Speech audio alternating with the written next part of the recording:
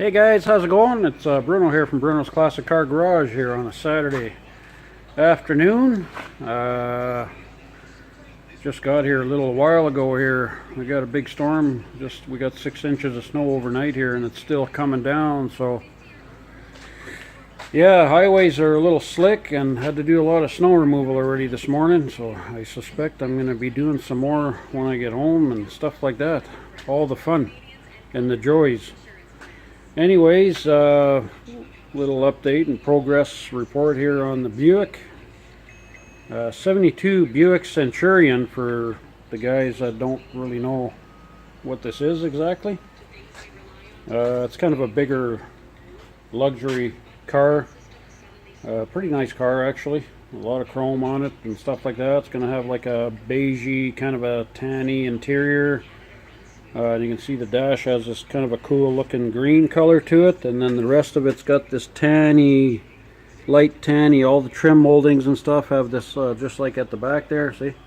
And that's kind of how all the trim is on the inside here with that color. So it really, there's a lot of contrast on the interior. It looks really cool. But yeah, I've been pulling my hairs out here trying to get all this wiring, and I got the heater box all, basically restored. All the flaps and the rods and all that stuff inside, and new heater core and whatever. It's all done.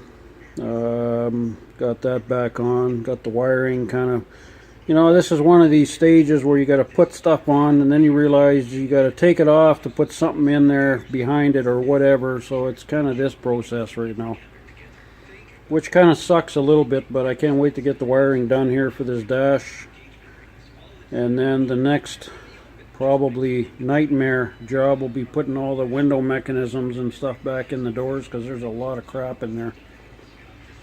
And then this car's got a bunch of vacuum lines. There's one there. There's some stuff on the dash and some other vacuum controlled devices on here. So anyway, so that part's coming along not too bad.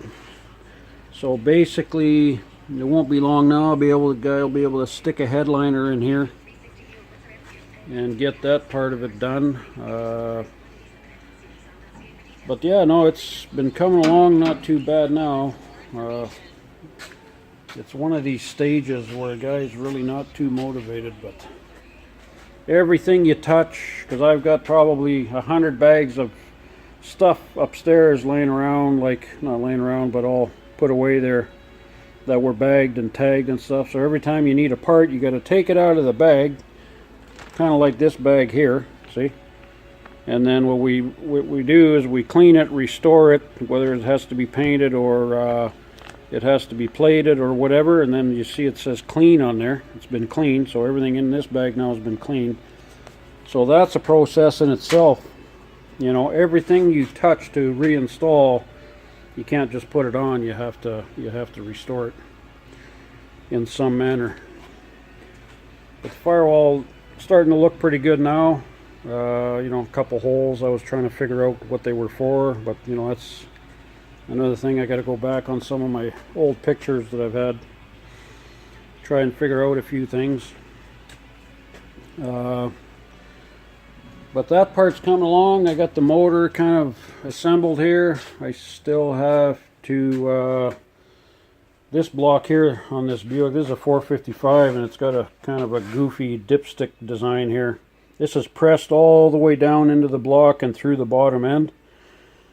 And it was all corroded in here, so we had to take it all out. And they don't make, well, there's one company I did find that had one of these. It was $290 or some ridiculous thing for the dipstick tube, and they didn't even have stock. It was a new thing, so I don't even know if they're producing them yet. So it's one of those deals. But so I'm gonna have to come up with some ingenious idea here to get this dipstick. You can kind of see the light down there, see, right there. So I gotta get that figured out. And then I got a Chloe's timing chain and gear on here, but I'm not liking the play on here.